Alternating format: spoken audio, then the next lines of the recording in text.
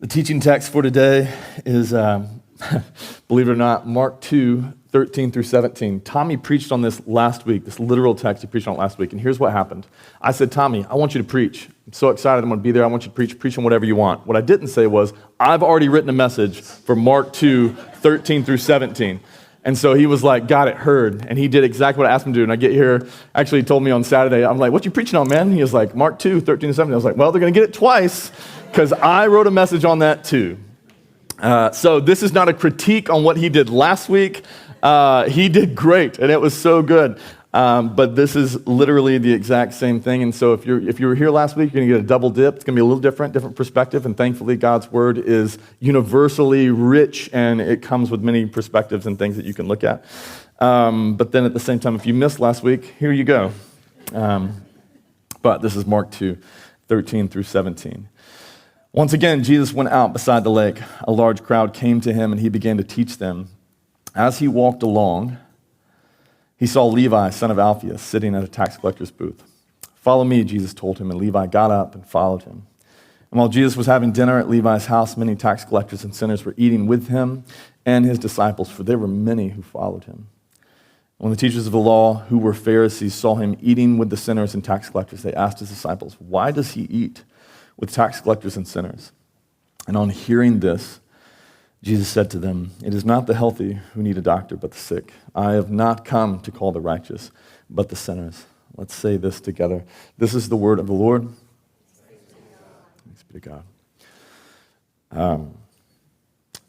Monday night was probably this past Monday night was probably the angriest I've ever gotten at Teddy, my 8-year-old. I love him to death, which love includes anger, so I'll get there in a second. But it's the angriest I think I've ever gotten. Rainey's not in here to confirm, so you can check with her later. But it's just, I think it's the angriest I've ever got at him. We were trying to plan a trip for him to go to Magic Springs and Hot Springs area. And he also, at the same time, wanted to play a video game on my phone. It's a Marvel video game, I have no idea. And I was looking up hotels for this trip that we were trying to bless him with. And in the midst of that, he gets so, he starts doing this, and he like walks up to me and like brushes me, and is like, and then does it again. And eventually I finally realized like what's going on. I'm like, oh, he's impatient. He's upset. And I was like, dude, what's wrong? And he's like, I want to play this video game. And I was like, I'm literally trying to bless you with a free trip to Magic Springs, this water park. Like, I'm actively trying to do this thing. And I got so mad that he was like just acting so entitled and so impatient. And I'm like, we're literally trying to bless you, and all you can think about is like, I can't play the iPad or whatever. And so I run to in our dining room area, if you've been to our house, we have a calendar, and on the calendar is like, here's a list of like cultural values for the Seegers family. Like, this is who we are. You will know your identity, son. And we have them written down. And then it's like, here's who we're not. We don't just want a positive vision, we want a negative vision as well. And so the negative vision is like, we are not entitled. We are not hard to please. We are not selfish. We are not impatient, just all the way down. And I went and grabbed it, and I start slamming my hand. I'm like, what does this say? What does this say? And he was like, we're not entitled. We're not, da-da-da. And I was like, that's exactly, what are you being right now? He's like, entitled, hard to please, da-da-da. Just going down the list. And I was like, this is not who we are. We are not this person. We are not this type of person. You are Seegers, and we are followers of a man who was not entitled. All this, I just went after it. So, how I dealt with a transgressor in my family. As I was thinking about this message, the way I dealt with the transgressor was I was going to force him to follow Jesus. Like, I just looked at what he did, like, okay, you're entitled, you're this, you're that, you're all these different things. You're going to serve the poor tomorrow, son. You're going with Larry, and you're going to the soup kitchen, and you're going to serve people who have nothing. And he was like, I don't want to do that. I was like, I don't care. And he was so upset. He woke up. We had to wake him up early Tuesday morning. It's summertime. Woke him up early. And got him out there, and Larry and Alan had him doing boxes at MyFud and all those different things. And actually, I think he had a great time. And Alan was so sweet, and just like he was a hard worker. He did this. He had a great attitude, and it was really good. But I say all that to say, probably a number of things that maybe you're thinking about me. But I say all that to say, To me, that's what Matthew was doing here. That's what Jesus is doing here to Matthew. We have somebody who's transgressing his law. And what he does to Matthew is he doesn't condemn Matthew. He doesn't discount and just kick him out and call him an outcast. Matthew's a transgressor of his law, and he encourages him and calls him, I want you to follow Jesus. You're a transgressor of my law. I'm not going to condemn you. I'm going to call you to follow me. And that's what I was trying to do for Teddy. Like, look, you're transgressing the house law and the father's law. Like, you are going to follow Jesus. And so today, what I want to look at is that idea, 3 reasons why Jesus looks at a transgressor. Why does he look at a transgressor of his laws, of the Old Testament laws, and literally against what he's about right now? Why does he look at Matthew, a transgressor of his law, and call him to follow him? And I want us to look at that because I think it points to why he also, in our lives right now, is calling us consistently to follow him as well. And so, the first reason Jesus calls Matthew to follow him is that Matthew's lifestyle of sin is causing pain and suffering. His choices and what he's doing, the way that he lives, is causing sin, pain, and suffering. And it's in the text that he's a tax collector, and if you know the history of that, you know this is true for him specifically. I want to read a couple of quotes.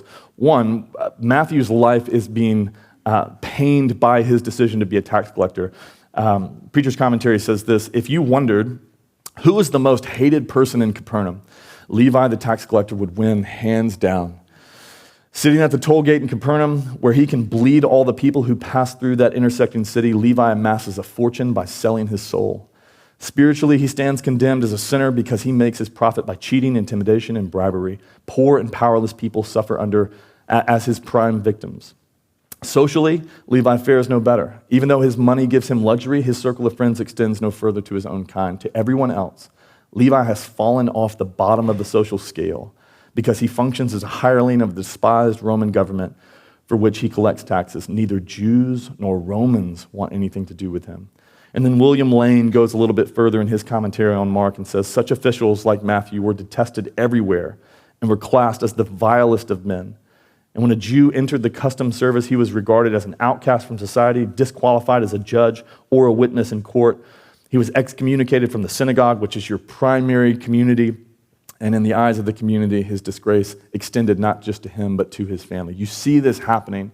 His life and what he's choosing to give his life to is ruining the things that he holds dear. He's got a lot of money, but he has no one to share that money with and no one to share that wealth with. And on top of all that, it's not just hurting him, it's actually hurting those around him. Matt Chandler helps us understand in this quote what Matthew's sin was doing, not just to really himself, but really to those around him and everything that's happening around him. Because I think we come into tax collector ideals with preconceived knowledge of like, oh, they just steal some money and that's why they hated him. But he goes on and he says it's even worse than that. This is what he says. He says, everybody believes that a tax collector is someone who simply takes money from people. Rome taxed $20, and instead the tax collector took $25, and that's why everybody hated them.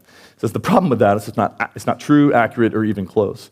Rome at this time ruled the world from India to England, and they are wicked, barbaric, and brutal people. There are historical incidents of Rome sacking a city and crucifying nude 20,000 men, women, and children along the roadside, leading into the main city so that as people came into the town, all would know, don't mess with Rome. Here's where the tax collectors come in. In order to rule a landmass from India to England, you need a massive army. And how do you fund an empire with a massive army? Taxes. Tax collectors purchased the right from Rome to help raise funds for a military force that had slaughtered thousands upon thousands of their own countrymen. To the Jewish people, Matthew was a piece of trash. And so in so many ways, like it would be as if during the Third Reich in Nazi Germany, as if someone is not just a Jewish person working for the Third Reich, but a Jewish person working for the Third Reich in Nazi Germany, finding Jewish people and then selling them out and telling them where they're hiding, but then also helping raise money from those Jewish people to fund the Nazi Germany. Like it would be just this crazy thing, and that's what Matthew's doing. And in his sin, and in choosing to do this and selling out in this particular way, in his selfish ambition to go, I just want to make a lot of money. He's not just harming himself, he's harming people he doesn't even know. This is what Matthew's doing. And this is why everyone is condemning him as a tax collector. It's not just he took too much money. It's like you are literally funding the genocide of people in cities. That's what you're doing. And so instead of condemning him the way that everybody else in his culture does, Jesus chooses instead to call him to him. And really what he's doing is he's being extremely kind to Matthew. He's like, hey, you don't have to live this way. This is bad for you. This is bad for a lot of other people. And I'm not going to condemn you like everybody else. I'm actually going to show you kindness and just invite you into a different style of living. I'm going to invite you out of that life, out of that old life, into a life with me. You can come and follow me. You don't have to stay there. And Matthew gets up as fast as he possibly can. And who knows why? We don't really know why, but I mean, you could probably do some math and just think that like he's probably sitting there going like, I thought the money would fix it. I thought it would be enough. I thought I'd have so much money that even though I'm kind of exiled by my people and even though it happens to be some bad things that happen after I raise money, the money makes me feel better. And I think at the end of the day, it's like, this didn't help at all. And so very quickly, Jesus calls him to follow him and Matthew gets up and he goes to him. And I think Jesus sees what Matthew's sin is doing to him and what it's doing to others. And so he calls him, let's just do something else. Why don't you come and follow me instead so that I can save you and everybody else from the pain and the suffering that your sin is actually causing in your life. And to me, this is why he calls us to follow him as well. This is why if you became a Christian a long time ago or you still have that journey in your life, the reason he calls you into that life is because he knows what he knew about Matthew's life. Your sin and the things that you would give your life to will cause you pain and destruction, not just in your life, but in the lives of those around you. And this is why he calls us to follow him as well, to turn from our sin and to follow him. Now, throughout church history, what has primarily been preached about sin and why to not sin has kind of spanned the gamut of things. Like things have been like, don't sin because God will punish you. If you do bad, God will give you bad. So don't sin, and that's been preached before in the pulpit. You're supposed to do good things in order to get good things. That's in church history. Is like if you bless others, God will bless you. If you're kind, then it's basically karma for the Christian. And so that's been preached. And then another way of preaching not sin and to follow Jesus, don't sin, follow Jesus, says if you don't follow my commands, you're going to burn in hell and you'll be condemned for those things. And so you need to be good, otherwise you're going to burn. Issue with all of those is none of those are true or correct.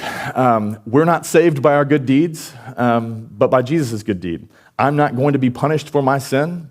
Even though I sin today and tomorrow, I'm not going to be punished for that sin because Jesus has taken the punishment of my sin. Once and for all, he took the punishment for all time, for all of us, so that I don't have to receive the punishment of my sin. Consequences of my sin and what it does around me, true, but punishment from God going to slap me from heaven, that's not going to happen because he's taken those things. And so to say we need to follow Jesus and not do bad stuff and not sin because you're going to be punished or you're going to go to hell or something like that, like it's a bad way of communicating it. But what's clear in this text is that the reason Jesus calls Matthew and the reason he is calling him to leave his life of sin, and he's like, that's causing you pain. That's causing other people pain and suffering. It's not going well for you, and so I'm calling you out of that thing into this new thing. And I think when he calls us to follow him in every area of our life, at the beginning of your relationship with him and in the midst of your following of Jesus, he is seeking to save us from the things that we don't see sin is going to do in our lives, the pain it's going to cause, the suffering it's going to cause, and so on and so forth. And so this is why in your marriage, if you're married, he calls both people to follow him. And what that looks like is both of you should forgive one another. Both of you follow me in being gracious to one another. Follow me in being patient towards one another. Follow me and consider one another greater than the other. Follow me and don't slander one another. He says to husbands, love your wife as Christ has loved the church. As he has loved you, love your wives that way. To the wives, submit to the leadership of your husband the way that Christ submitted to the leadership of the Father. You're not less than, but you're just doing what Jesus did. Both of you are doing what Jesus did to one another. Jesus has loved you with his life, laying it down for you. Husbands, love your wives that way. Jesus has submitted to the Father. Even though he was equal to the Father, he submitted to the leadership of the Father. Wives, love your husbands that way. And what he's doing is he's not saying this because he's like, otherwise you'll be condemned. Like, he's not saying that, like, forgive one another, otherwise I'll come and get you. Like, it's not that. It's like, forgive one another, be gracious to one another, don't slander one another, because if you do those things, if you don't follow me in that, your relationship will be torn to pieces. And you will still maybe have a relationship and a marriage, but it won't be one that's filled with life and joy. It'll be one that's filled with pain and suffering, and each of you just sticking it out, even though you hate one another and hate the process and hate the relationship. And so again, when he's calling us to follow him in that particular relationship, he has our interest in mind and our best interest in mind to go, I'm trying to save you from something terrible that could happen. And that, y'all, if we're honest, you've seen this happen in relationships. You've watched this, people just staying together because, I don't know, who else is going to love me or stay with me or live with me or deal with me? Who else? And that's like, man, that exists in relationships. But Jesus is going, but if both of you follow me, I could lead you into a better spot. He calls us to follow him in forgiving others. Again, not because if you don't forgive them, you're going to go to hell. It's not that. Like, if you don't forgive them, the bitterness and the anger and all of that lives in there, if you don't release that and give that to me, it's going to kill you, and it's going to steal from you, and it's going to cause pain in your life. He calls each of us to turn from our anger, because our anger doesn't produce healthy things, good, healthy things. Our anger may give us what we want, but at the end of the day, if we're just able to loudly and angrily force our way, it's not going to produce something that's healthy and good for us. And so he's like, don't allow your anger to be the way that you get the things in your life. Turn from that, repent from that, follow me. I want you to follow me in gentleness. I want you to follow me in faithfulness and goodness. Then you'll receive things that are actually good versus like just forcing it. He calls us to turn from our selfish ambition, because your selfish ambition will ultimately lead you to sacrifice the things that you love, the people that you love, and they will get you to a place where you actually wind up in a space where you're like, I have the thing that I was selfishly ambitious for, but I've lost all the things that really loved me and the things that I used to love. And this thing that I finally have doesn't love me. He calls us to follow him with gratitude and thankfulness so that we don't miss the gifts in our lives right now. He calls us not to covet. Follow me in not coveting. Don't covet what other people have, because he knows it's not going to make you happier. It's going to make you discontent. You're going to look around the world and you're going to miss all the stuff that you have in your own life, and you're going to choose to actually be discontent and unhappy about those things. And you're going to be looking at me like, but I don't have any of that. And he's like, don't do that. Not because it's like, it's right and that's what you need to do. That's not that. It's like, it's going to do damage to you. Would you follow me in this? Would you trust that I know what I'm doing? So don't covet what other people have and look at what they have, because you'll miss out on all the good things that you currently have in your life. He says this to the woman caught in adultery. He says, leave your life of sin. Go, leave your life of sin. And it's not judgment. If you know the story in John 8, leave your life of sin as like, hey, here's what your sin has done so far. It's led you to be caught in adultery, dragged out into the street publicly nude, and shamed and almost killed. Your sin's not doing much for you. Like, it's not going great. And so Jesus is going like, hey, I defended you, I took care of you, but I do want you to leave this life of sin, not as judgment, but as kindness. Like, would you just leave that so that you don't experience all these things that are happening right now? Like, certainly you want to avoid this, and I want you to avoid it too. And so consistently, where Jesus looks at our lives and goes, I'm calling you to follow me, not just as a follower of Jesus, but I want you to follow me with your money. I want you to follow me in that relationship. I want you to follow me with your body, with your mind, with your job, with everything. I'm not calling you to follow me because I'm trying to lead you into something worse. I'm trying to save you from what sin is going to do in your life, and it causes pain and destruction over and over and over again. And so often we just walk into it and go, I know he calls me to do this, but I'm going to do this anyways. It's not that bad. And we think that like, I know that like he doesn't want me to, but I'm going to do it. And it's like, no, it's bigger than that. He's like, it's going to hurt you. Like, it's poison. Don't do that. And so he's calling us consistently, as he does with Matthew. Follow me.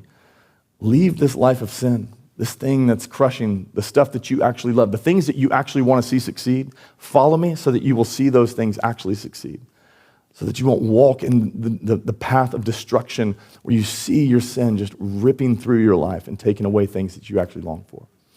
This is why he calls Matthew. That's the first reason. The second reason Jesus calls Matthew is because Jesus has better plans for his life than he has for himself. Jesus has better plans for his life than he has for himself. This is Matthew's vision and plan for his life. Next slide here. Here's Matthew's vision for his life. I'm going to live as a traitor to my people. I'll be an outcast and alone, but I'm going to make a lot of money funding an oppressive government that hates me, and maybe he has a nice house. We're not really sure what his house is like, but it's big enough to throw a party in.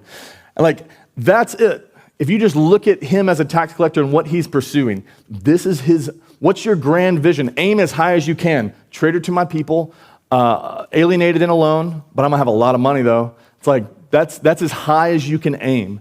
And then notice Jesus' vision for Matthew's life, what he's calling him into. Jesus' vision for Matthew's life is, hey, I want you to write an account of my life that will be translated into over 1,000 languages spread across the world in 167 countries, and that will be read and studied for thousands of years. That's a pretty strong start. Very different than Matthew's vision for his life. I want you to become an evangelist of good news to the Jewish people that you once betrayed, and I want you to lead people to salvation and fullness of life in Jesus instead of funding a government that hates it, oppresses them, and then wants to kill them. Matthew eventually writes a gospel. And it's interesting, who he writes to is not Gentiles, or Romans. He spent all this time in a Roman tax collector's booth. He should have written to Romans, but Jesus doesn't want him to write to Romans. He's like, go back to the people that you betrayed. Write something to them. You were a traitor to them, and now you're an anchor and evangelist of salvation to them. He completely flips Matthew's script of his life. And he turns from someone who's like, my vision is rather small. I'm just going to have a lot of money and die and be a blip in history. And it's like, Jesus is like, I'd like you to live forever in history. We're 2,024 years later. We're still talking about what you wrote down and what you did in your life and your call. This is the vision that Matthew has, or that Jesus has for Matthew. It's very, very different. Two very different visions. Matthew's vision, a miserable existence with a lot of money. And Jesus just has more for him than that. And so he's calling him to follow him, because he's like, I see what your grand vision is for your life. That's as high as you can aim. He's like, I just have more for you. William Barclay says this about Matthew following Jesus. He says, in following Jesus, Matthew lost his job, but he finally found his destiny. He lost a good income, but found his honor. He lost a comfortable security, but found an adventure, the likes of which he had never dreamed. And Jesus was calling him into something. Follow me into something that you can't even imagine what I'm going to lead you into. And I think when Jesus calls us to follow him, he is seeking to do the same. He knows about us what he knew about Matthew, that when we aim as high as we possibly can for the good life, we aim real small. We think it's big, but it's actually rather small. And I want to read a conversation just to prove this point. Between two people. Don't go to it just yet. But a conversation between two people that are not in this church that proves the point that we just aim too small. Now, before I get to it, I normally want to illustrate my points with brilliant books and incredible wisdom from books that inspire you to maybe go read the book. This is not that, okay? This is a dialogue from the show The Office. I think it still proves the point, but it's not gospel, okay? All right, but I do think it proves the point and illustrates that the grandest vision a person can have for themselves is rather small. And then I'm gonna have a C.S. Lewis quote after this to give you something that's actually wise. Okay, Dwight Schrute is talking to Jim Halpert, if you know the show. This is what Dwight Schrute says. Go for it. Dwight Schrute says, I'm gonna be your new boss. My greatest dream come true. Welcome to Hotel Hell. Check-in time is now, check-out time is never. Jim Halpert says, does my room have cable? No. And the sheets are made of fire. Can I change rooms? Sorry, we're all booked up. Hell convention in town. Can I have a late checkout? I'll have to talk to the manager. You're not even the manager? Even in your own fantasy? I'm the owner, the co-owner with Satan.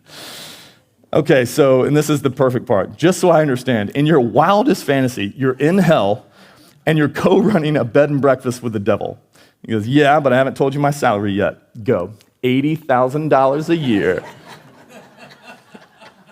And I was expecting just roars of laughter. This is one of the funniest scenes that I've ever seen in this thing. Rainey and I were talking about this, and I was like, can I add this to the message? It's just perfect for this idea.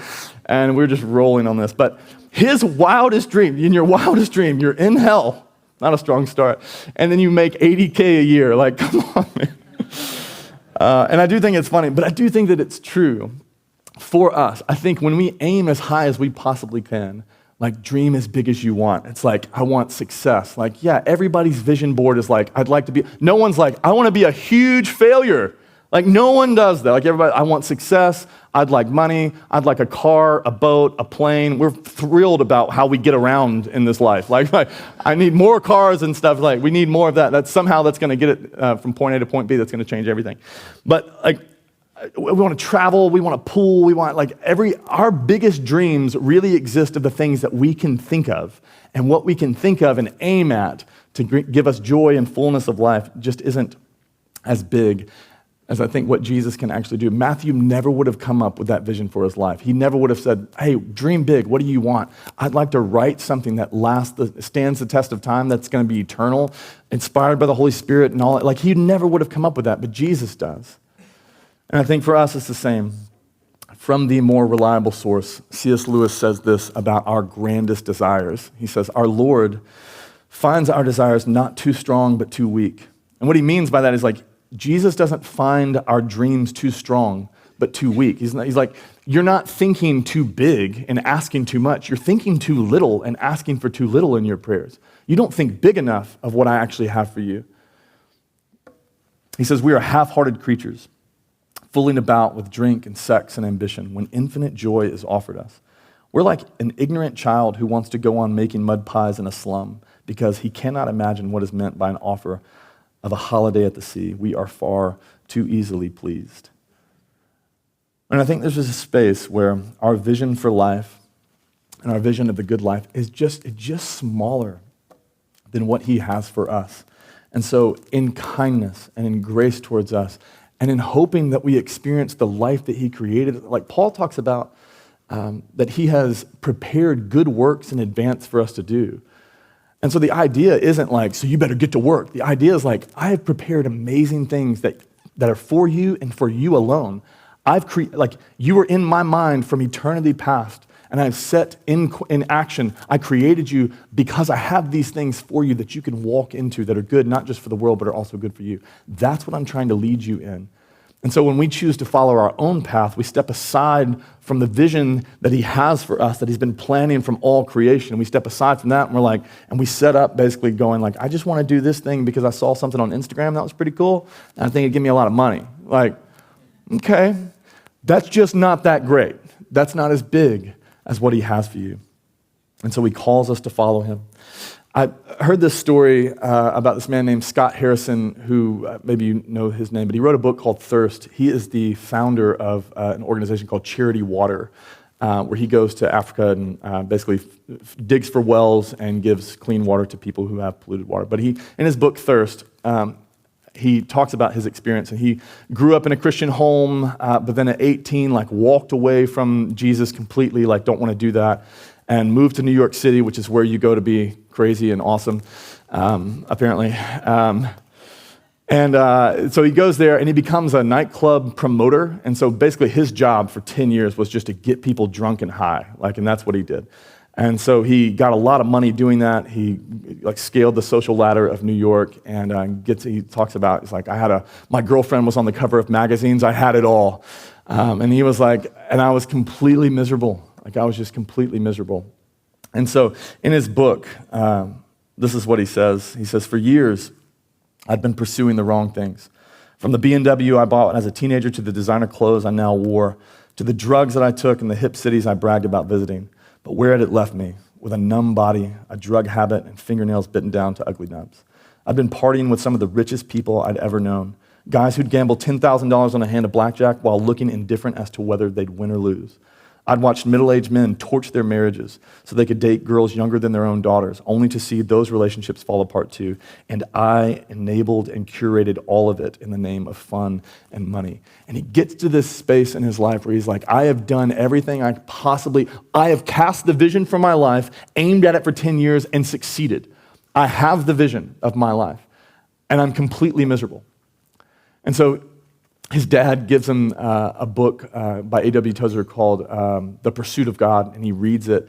And at rock bottom, he turns back to Jesus, And reading the book and walking through he's like, I had partied and basically took 10 years of my life, so I want to take a tithe of that 10 years. I want to take 1 year and go serve poor people. I just want to follow Jesus and serve poor people. I've been rich for 10 years. I want to be poor for 1 year and give a tithe. So he goes to West Africa and he starts serving with an organization there. And what he notices is the lack of clean water and all these people that are dying because they don't have clean water.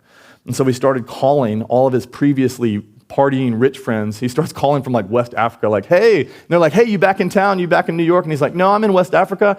Could you send a bunch of money to a Christian organization that loves Jesus? And they're like, what? And then they started doing it. They're like, whatever. So they start sending money. And so he raises money to build wells in Africa, and that's when he decides to become the founder of Charity Water, which is really one of the largest clean water organizations that goes around the world doing this thing. And what was so interesting as he talks about his story, and his book is rather long, but it's really, really good. He talks about the ideas like, I literally went from polluting people for a living to when I began following Jesus, I was trying to fight against the pollution of water and other organizations. He's like, Jesus literally flipped the script of my life. It's like I could almost see the vision of my life, and I was polluting people. And then when Jesus actually showed me the vision for my life, all of a sudden I helped polluted areas find clean water. He went from trying to make millions of dollars to raising hundreds of millions of dollars every single year. And Jesus just did this thing on his life and just completely flipped it. And now he's actually living, he has children and a wife and all these, I mean, he's talking about his life and just like, I just never could have dreamed that this is where my life would have gone. But this is what he does. And when we follow him, this is what he does. He has a better vision for our lives than we have for ourselves. And so for us, when Jesus calls us, he is not calling us into scarcity or to something less. He's like, I have something grand for you that you can't even imagine.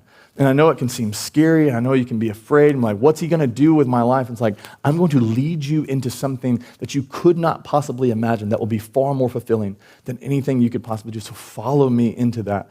Because if you continue to do your thing, it's like we know where that's going to wind up. You're going to get what you want. It's just not going to be that great. There are tons of millionaires that are miserable. There are tons of celebrities that have all the fame that are miserable. There's just none of the stuff that we aim at can actually do it, but he can lead us into something that he has for us. He has better plans for our lives than we do for ourselves. On this last quote by C.S. Lewis I think is really good. C.S. Lewis says, the more we get what we call ourselves out of the way and let Jesus take us over, the more truly our real selves we become.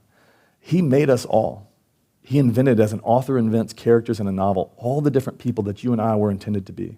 And in that sense, our real selves are all waiting for us in him. It is no good trying to be myself without him. The more I resist him and try to live on my own, the more I become dominated by my own heredity, upbringing, surroundings, and natural desires. Until you have given up yourself to him, you will not have a real self. Basically, in that, it's like you'll just become what other people want you to become. You'll become what you see in the news. You'll just become the type of person that you're at school and it's like, what are you going to do for a living? I'm going to do this. Like, great. I guess I'll do that too. How much money does that make? It makes it so much money. Oh, okay, cool. And then all your life is decided by all these, like how you're brought up, the things that your parents want you to do, and all this stuff. It's like, and he's like, your real self actually is found in Jesus. He says, it is similar to the way that salt works in food. Salt brings out the taste of eggs and fish and cabbage. Foods do not show their real taste till you have added the salt. And he says it is something like that with Christ and us. The more we get what we call ourselves out of the way and let him take us over, the more truly our real selves we become. The more we allow him in, give him more space, give him more quarter in our lives. Like, just do whatever else you want to do.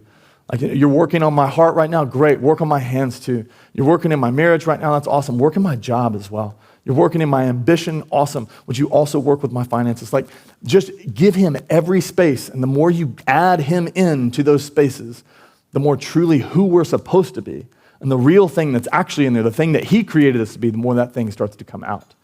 And I think for us, especially if we find ourselves in a miserable spot where we're going, I've chased everything and have nothing. It's like, chase him, walk after him, follow in his dust. Let him be the person who leads you. He will lead you into something that is far more fulfilling than we can get in ourselves. That's the second reason Jesus calls Matthew pretty strong too. A lot better vision for his life. Lastly, Jesus calls Matthew to follow him because he wants a friendship with him. At the end of the day, Jesus wants a friendship with Matthew. This is what table fellowship meant back in the day, friendship. To sit and eat with somebody was friendship. And Preacher's Commentary again says, in those times, servants didn't eat with their masters. Only friends ate together. And Jesus was demonstrating that these were his friends. And to me, people don't think about following Jesus this way. And they don't think that when you're calling them to follow Jesus, they don't think dinner party. They think slogging through something. I got to try and be good, not watch porn. I don't know, what does it mean to follow Jesus? And it's like, apparently what it means to follow for Matthew, hey, first thing we're going to do is throw a huge party.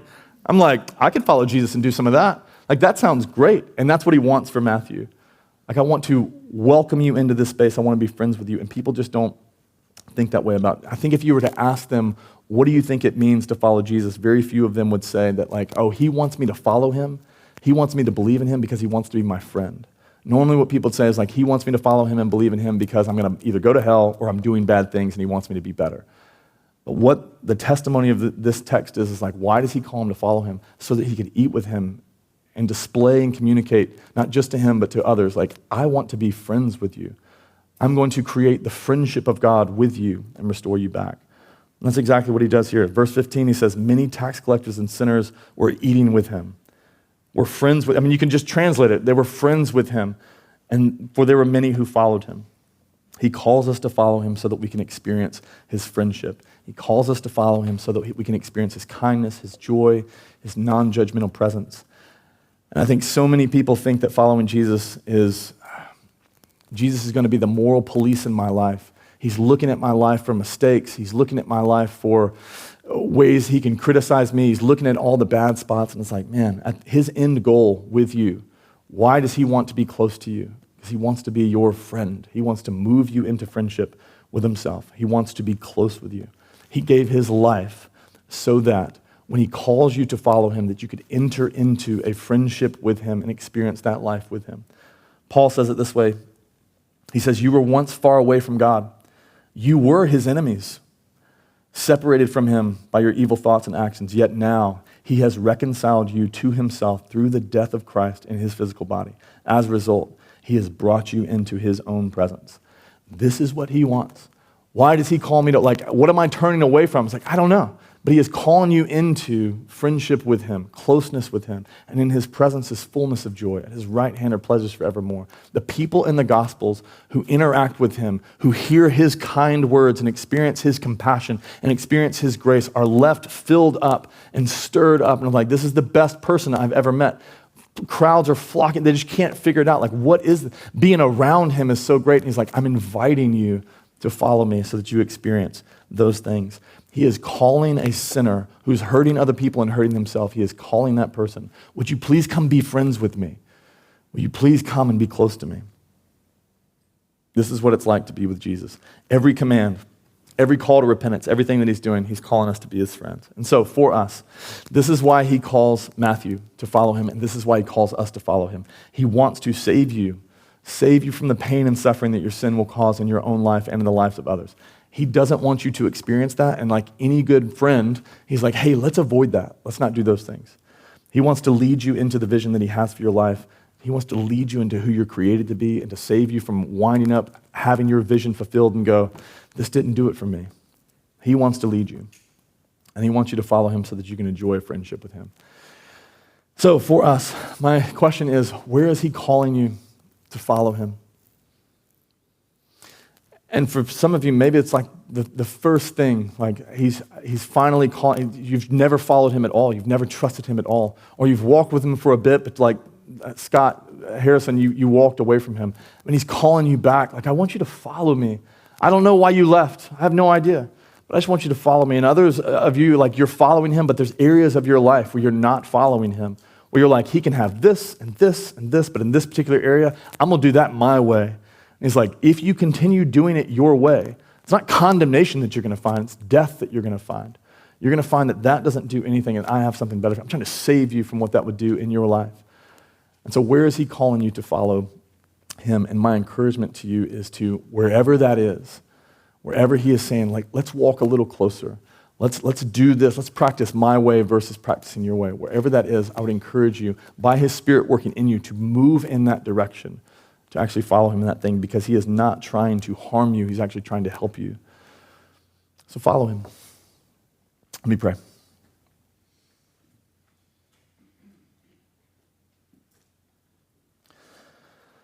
Father, I pray that this gift that you gave Matthew, this man that probably thought, I'll be an outcast the rest of my life. No one wants me. No one wants to talk to me. The government I work for hates me. And probably just thought, this is it. This is where my life will end. This is where I'll stay. The gift that you gave him by just asking him and extending the invitation and saying, you can follow me out of that. I can get you out of that if you want it. God, I pray that you would stir that in our hearts as well, that we would look and find the pain points in our story, the pain points in our lives, the unanswered questions and the things that we're longing for and still have this longing in our heart to be fulfilled. I pray that we would just begin following you. You are better at leading our lives than we are at leading our lives. And God, I pray that you would build faith in us to believe that. Would you help us today? Would your Spirit convict and guide and just lead us into greater fidelity to you, to want to follow you and follow your way versus ours because it's far better, it's far kinder. And according to Matthew's story, it's a feast. You're calling him to a feast of joy. And so, Lord, I pray that you do that for us as well. In Jesus' name, amen. We get the opportunity to take communion. Again, I love the idea that the first thing that Matthew is called to do, like, all right, I'm following you. Give me my orders. It's like, great. Set up a huge party. Invite all your friends. It's going to be awesome. And so awesome that people hear about it and come and try and shut it down. That's the kind of party you want to go to with Jesus. I like those parties. But today, this is the idea. We get to celebrate with our little cup and our little piece of bread, but it proclaims a huge party. It's this tiny thing that points to this future thing that we'll sit with Jesus. And it's like, what are you calling me into? It's like, well, eventually, I want to experience such close friendship with you that one day we're eating together in the kingdom of heaven with my Father. And there's new wine flowing from the mountains. And there's great food and a feast that you can't even understand.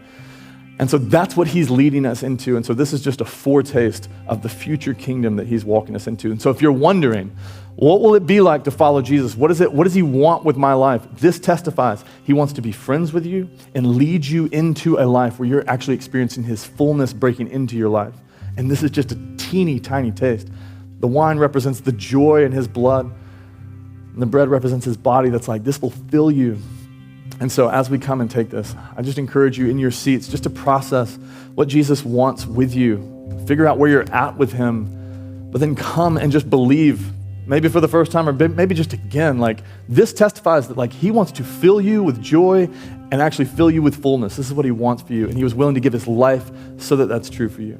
And so please come and receive the elements. If you helped set it up, please come and serve the elements. But come from your chairs whenever you're ready, receive the elements, and then go back to your seats and we'll take communion together by reading the liturgy.